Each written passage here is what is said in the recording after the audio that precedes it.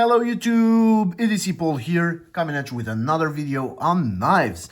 And today we're gonna check out a very interesting one. So lay back, relax, and let's go through this together. So oh, by the way, consider subscribing if you aren't subscribed, because I do post daily knife content and I'm trying to make things as interesting as possible. So thank you very much to everyone who has subscribed and to everyone who's watching these videos. It means a lot to me. Right, so this is the CKF Ummu. Let's move that to the side a bit. This is the CKF Ummu. This is made by CKF, by the way, is a custom knife factory. They're out of Russia, but nowadays they run things from Slovakia. Well, as you know, there are some issues with Russia at the moment. We're not going to dig into that. We do not do politics here. We just love knives. So yeah, they're running things the same, very nicely out of Slovakia. The knives are not made in Russia, not made in Slovakia either. They're made in China. But guys, these are not your typical Chinese-made knives. These are in a league of their own. They're very well made. So yeah, this is the Ummu. This is Gen 1. They do have a Gen 2, but I do prefer this Gen 1, and you'll see on the other side of the knife why. Designer is Alexei Konygin. I'm not sure, I probably butchered that, so I'm sorry. Alexei, I'm really sorry. Blade steel is going to be M390. The handle is going to be TI, but it does have the Zerkatai pocket clip. That's why I love the Gen 1. Okay, and that's about it. It's number 152, made in 2022. So that's that. Alrighty, so let's see. This, by the way, guys, this is a big knife. So let's see the size and weight for it. So we're gonna go to 22.5 centimeters long. What about the blade? The blade is 10, and the cutting edge would be, let's say, around 10.5, 10.2. So that's that for the size. So a big bulky knife, but it's very slicey and it feels really nice in hand. Right. Let's see the weight. Where is that thingy? Let's see. I'm really curious. I haven't weighted this, so I have no clue. I'm gonna say it's 135 grams. Okay, 147.2. That's way heavier than I thought. So it's a heavy knife, but guys, trust me, it doesn't feel that heavy because it's a bulky, big chunk of TI, right? So that's that. Right, let's move on to short comparison, right? So we've got the usual suspect, the PM2. And today we're gonna use the tactile Knife Co. Rockwell. It's a smaller knife, right? So you can see the big difference, right? Okay, let's deploy them too. We do want to see the difference, and you'll see that this guy is bigger than a PM2, considerably bigger, right? So as you can see, the blade, it's bigger. It's bigger in all directions, right? Okay, let's remove the suspects. Let's carry profile slimmer. Actually slimmer than the PM2. Of course, this PM2 of mine has a lot of titanium scales, so that could be a bit different. But anyway, it's not very bulky. It's quite slim. It's got a slim design. Right.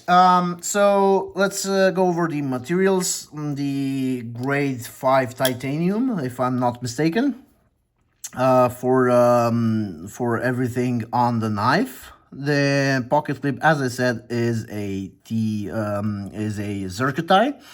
So that's a Damascus between titanium and zirconium. Very expensive to make and really beautiful. It's got these quite interesting screws.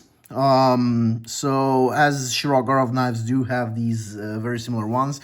You do not need necessarily, if you don't want to break the screw, you don't have to use a flat screw head. You can just use a card like a credit card or an expired credit card, and just use that because it's plastic. Or you can just wrap some tape around the screwdriver and just unscrew it. What about the other screws? These look quite big. That was a T10, by the way. So let's see. Nope, T7, T6. No, that's the T10. Let's see. That was a T15. Okay, so that's a T10. That is also a T10. So the lock bar insert and the pocket clip have T10 screws, and these ones are just flat screw heads, right? And the blade is gonna be in M390, which is a premium, really nice steel. Right, let's move on. Just put that back. Okay, right, let's move on. Pocket clip. The pocket clip is really beautiful. It does have nice tension. The zirconium and zircotite pocket clips do you feel a bit different than TI, but this has good retention. It feels like it's gonna slide in and out of the pocket really nicely. It's well made, but unfortunately for you guys lefties out there, and myself included, because you know I'm a lefty, I just deploy knives and use them with I deploy them with my right hand and use them with my left, right? So I'm gonna deploy it, move it to my left, cut, and then move it to my right and disengage it. Yeah, I know it's weird. I know, but that's just me. Okay, so pocket clip, as I said, really cool, very nicely made. It's got good tension, but it is not reversible. The blade shape is what? You guys know, I have no clue on how blade shapes are named. I'm gonna say this is a pretty versatile blade shape. Guys, I just can't with the blade shapes. I have no clue what this blade shape is. Please do comment down below. But it's got this really nice wedge here. Really nicely made. It's really pointy, and it's got this dual finish on the blade. This part here is shiny, this one's less shiny. Very nice. It feels premium, guys. Of course, it's like a 500 euro knife, so it has to feel premium, but it does feel like the fit and finish is really good. You get a bit of jimping here, but it's more than enough. You get this brushed finish here, as I said, different from the finish on the blade itself. It's very thin, guys. It's really thin, so that's gonna slice really nicely. Right, M390, as I said, really good steel. Right, ease of deployment. The detent is not, it's a very heavy blade, guys. So the detent is good for how heavy this blade is, but I would have preferred the flipper tab to be a bit more grippy. It's pretty grippy. It deploys well. But I would say for a flipper, oh, by the way, keep in mind, guys, I'm not the biggest flipper fan. So I'm a thumb stud guy or a thumb hole guy. So yeah, that's gonna be very subjective. But I would say ease of deployment, it's really good. It works well. I would say 8 out of 10. Sometimes it can fail, but it's a good detent. Ease of disengagement, and I'm talking about the access to the lock bar. Access to the lock bar is good. It does feel like it could have needed a bit more grippiness here, so just a bit of tiny jimping here maybe, just to make it easier. But ease of disengagement, the blade is full shot really nicely. As I said, it's a heavy blade. I think this runs on multi-row roller bearings, so that's gonna be really cool. Ease of disengagement, again, 8 out of 10. Right. Price and value. So I think this this Gen 1, I think it started at 450 euros, dollars. That's a bit steep. I'm not saying that the value is not there. There is value to be had there, but it's a bit expensive. I would say 400 would be a better price for this. 400 flat. After tax and whatever, it feels like a premium knife. It feels like a $300-400 knife, but with tax and everything, it goes into 500s, and I would say there's better options there. But guys, keep in mind that the Sakosha is a $600 a knife. If you get the DLC version, it's $700. Once again, CKF make impressive stuff, but a bit overpriced in my humble opinion. By the way, the Sakosha is such a good knife. But yeah, the Ummu is very nice, guys. Like, and it's a big knife. It feels really cool in hand. So I would say the value is there, just a tiny bit overpriced. Right. Who's this for?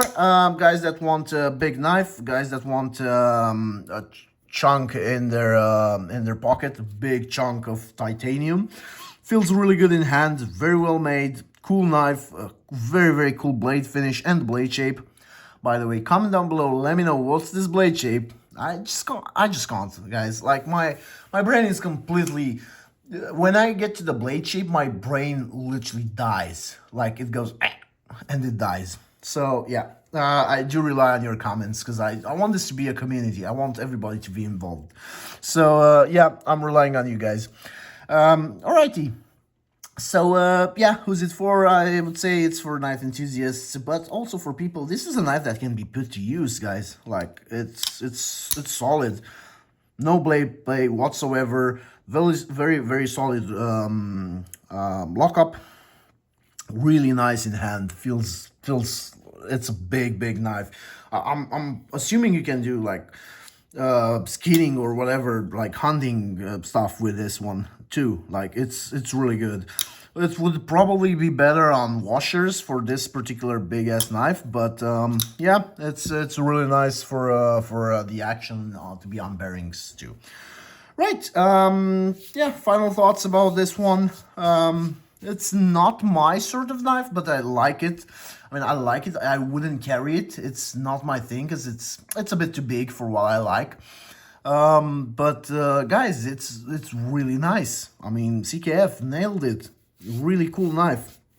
I'm glad I have the opportunity to hold it in my hand to try it out. Right. This will probably go on sale. I'll probably sell it onward. But I'm really glad that I had the chance to check it out. So yeah, thank you very much, Philip, once again.